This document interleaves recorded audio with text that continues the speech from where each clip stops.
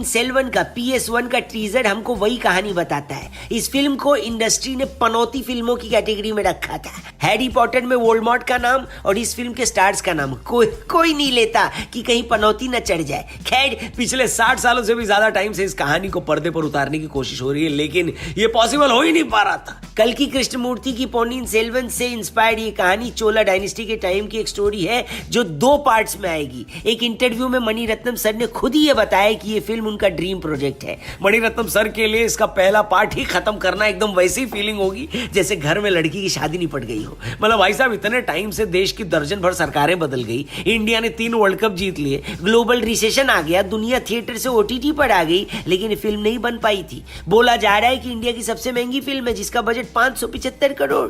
मतलब अब देखो, इतने पैसे लगे हैं, इसके जीरो गिनने के लिए अलग से मजदूर भाड़े पे बुलाने पड़ेंगे।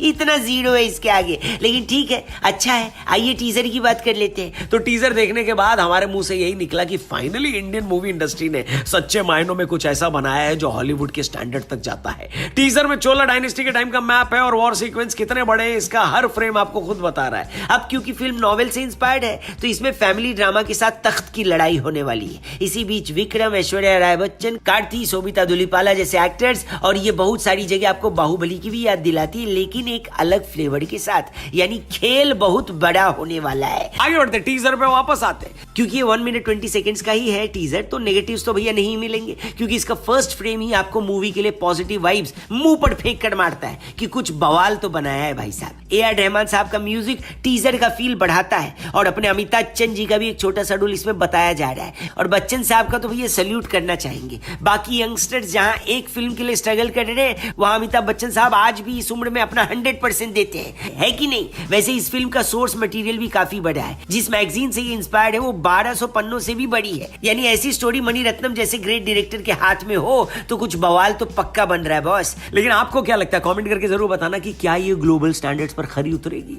क्या पब्लिक को इसको थिएटर में देखकर मजा आएगा? क्या इतना पैसा जो इसमें झोंका गया है, आपको लगता है वो पैसा वसूल होगा? जो भी हो, कमेंट बॉक्स में कमेंट करके जरूर बताना। बाकी ये भी लिखना कि टीजर आपको कैसा लगा। और हाँ,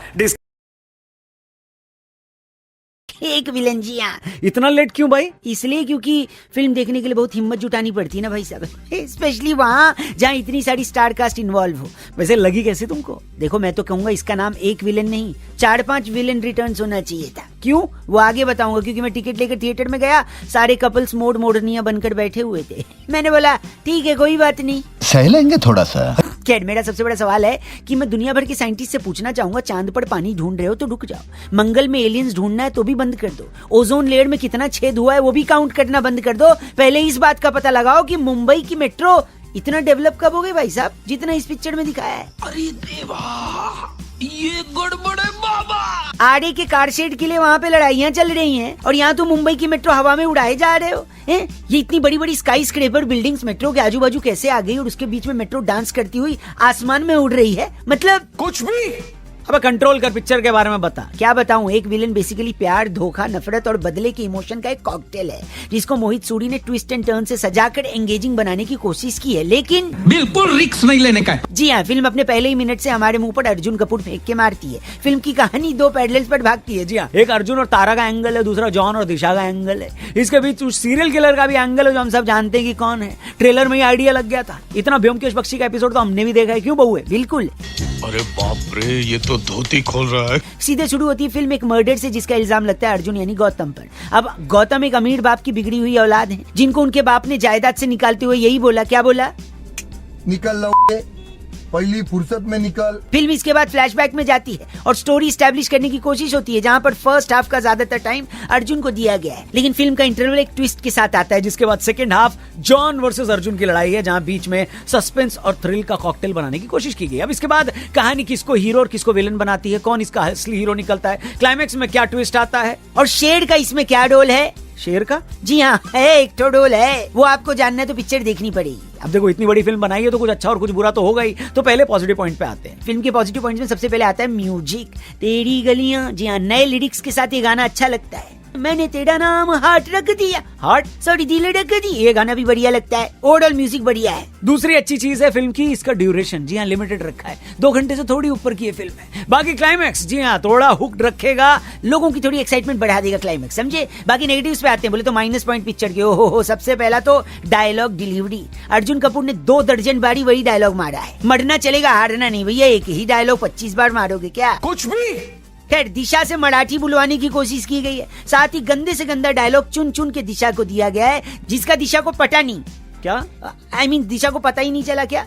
इनफैक्ट सारे ही कैरेक्टर्स के डायलॉग डिलीवरी वैसी ही थी जैसे मेरे मैथ्स के पेपर पे टीचर का कमेंट होता था, क्या होता था? Very poor.